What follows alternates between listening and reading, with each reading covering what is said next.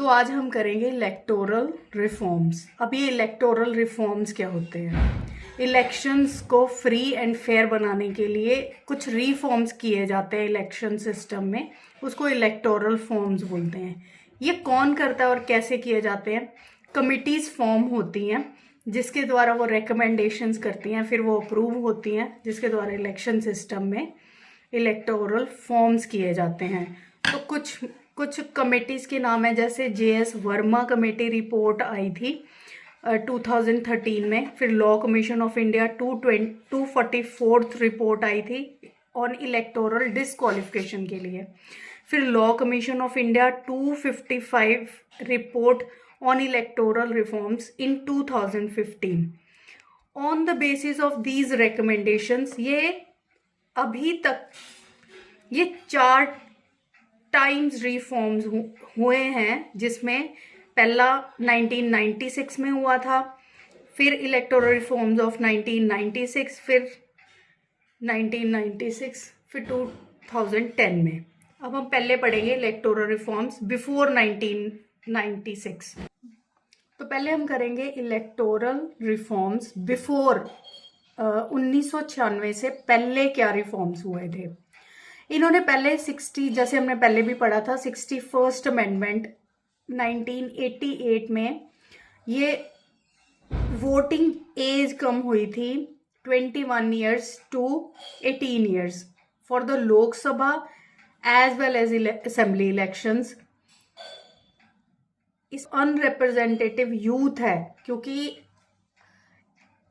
21 years वाले पहले voting कर सकते थे, तो जो यूथ था less than 21 years of age वो रह जाते थे, तो उनको अनरिप्रेजेंटेटिव यूथ थे वो, उनको एक अपॉर्चुनिटी देने के लिए एज कम की गई ताकि उनको वोटिंग राइट्स मिल सके, ताकि वो भी अपना contribution in the election of the candidates अपना प्रेजेंट कर सके। फिर डेपुटेशन टू इलेक्शन, एक स्टाफ दिया जाता है इलेक्शन कमीशन को, ताकि इलेक्टोरल रोल्स को प्रिपेयर कर सकते हैं। वो हेल्प करते हैं इलेक्शन कमिश्नर को इलेक्टोरल रोल्स को प्रिपेयर करने के लिए।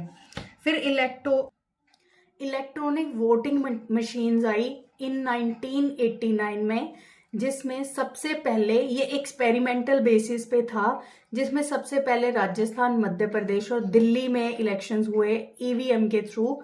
लेकिन उसके बाद ये जनरल इलेक्शंस में यूज हुआ और असेंबली इलेक्शंस में इन 1999। बूथ कैप्चरिंग इन 1989 एक प्रोविजन बनाई गई कि अगर जैसे election during elections booth capturing हो जाती है, सीजर ऑफ पोल स्टेशंस हो जाता है, इनको रिमूव करने के लिए, प्रिवेंट करने के लिए प्रोविजन बनाई गई कि अगर ऐसी सिचुएशन बूथ कैप्चरिंग हो जाती है, सीजर ऑफ पोल स्टेशंस हो जाता है, तो वहाँ पे एडजर्नमेंट ऑफ पोल का प्रोविजन बनाया गया, या फिर इनको इलेक्शंस को रद्द करने का भी प्रोविजन बनाया गया। इलेक्टर्स फोटो आइडेंटिटी कार्ड भी प्रोवाइड, ये on the recommendation of election commission बनाया गया, जिससे ये पता चल सके कि अगर एक बंदा वोट डाल के आ रहा है, अगर वो दोबारा भी वोट डालता है, तो आइडेंटिटी कार्ड के थ्रू उसकी आइडेंटिटी पता करने के लिए कि इसने दोबारा वोटिंग की है या नहीं की, आइडेंटिटी कार्ड इशू होने लगता है।